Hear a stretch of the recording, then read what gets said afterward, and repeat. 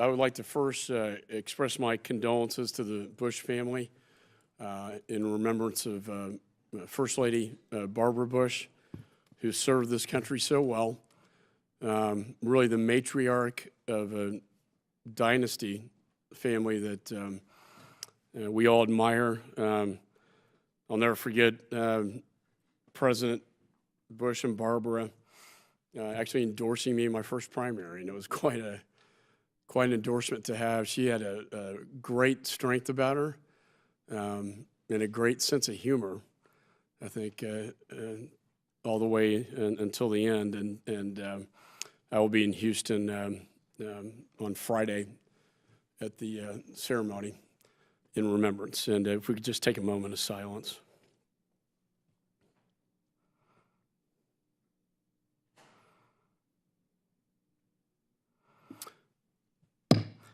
So the committee is meeting today to examine information sharing and cooperation between federal, state, and local partners, the responses to the Boston Marathon bombings, and the recent series of bombings in my hometown of Austin, Texas. I now recognize myself for an opening statement. 5 years ago, as thousands of people were running towards the finish line in Boston, 2 bombs exploded. In a matter of seconds, a time of celebration became a time of terror. In the midst of the chaos on this Patriots' Day afternoon, ordinary citizens, first responders, and members of the National Guard worked frenetically to save lives. Our nation was stunned. This hateful attack killed 3 innocent people at the scene, including an 8-year-old boy. Of the 260 people who were injured, 16 of them lost their limbs. MIT police officers later shot and killed as the bombers tried to avoid capture. Many people's lives were changed forever. After a strong response from the FBI, the Massachusetts State Police, ATF, and local police, both of the bombers were brought to justice. One was killed in a shootout, and the other sits on death row. When it became clear that one of the bombers had been on our radar screen before the attacks, this committee took action.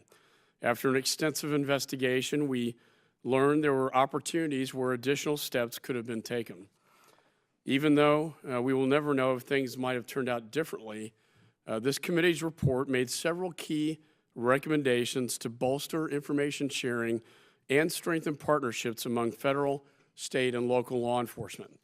More than anything else, the committee's investigation led to a stronger Homeland Security bond between federal, state, and local.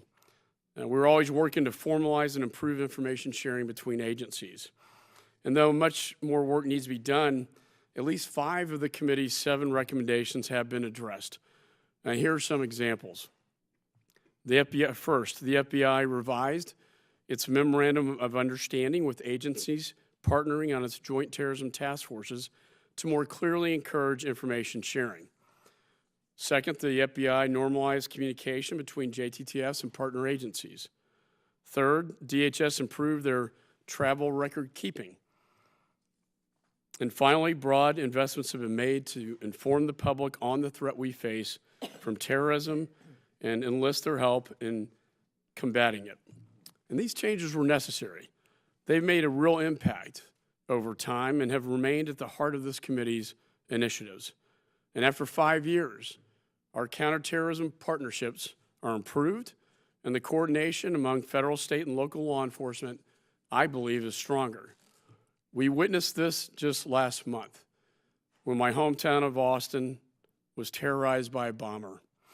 In response, Austin Chief Brian Manley, who is here today, commanded local and state law enforcement personnel with over 500 federal agents deployed to assist in the operations. This represented the largest mobilization of law enforcement since the bombings in Boston. Working together, they were able to track down the bomber and stop him in his tracks and stop these attacks.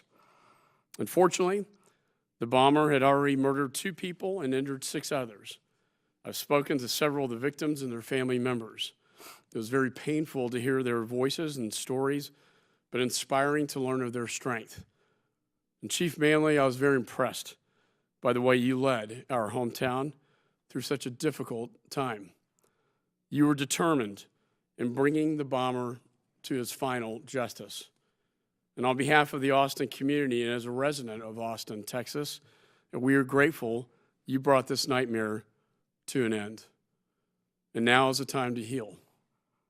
I know that FBI officials in the area worked hard to support your investigation, including the special agent in charge at the San Antonio field office, Chris Combs, who I was in very constant contact with, and the resident agent in Austin, John Scata. The tragedies in Boston and Austin are very different, but they reflect the continued progress we as a country are making towards homeland security. And at the heart of each are basic questions of coordination, sharing, and mutual support. We must continue to learn from these tragedies so we can prevent the next one. As a former federal prosecutor, I understand this requires flawless coordination at all levels. This committee has achieved a lot, but we are always looking to do more. That's why this hearing today is so important to me. And I want to thank all the witnesses for being here today. Each of you provide an important voice on this issue. But you also represent many brave men and women who spring to action and spring to valor during a time of emergency. You and they work hard to protect American families every day, and we thank you for that. And this entire committee is thankful for your service.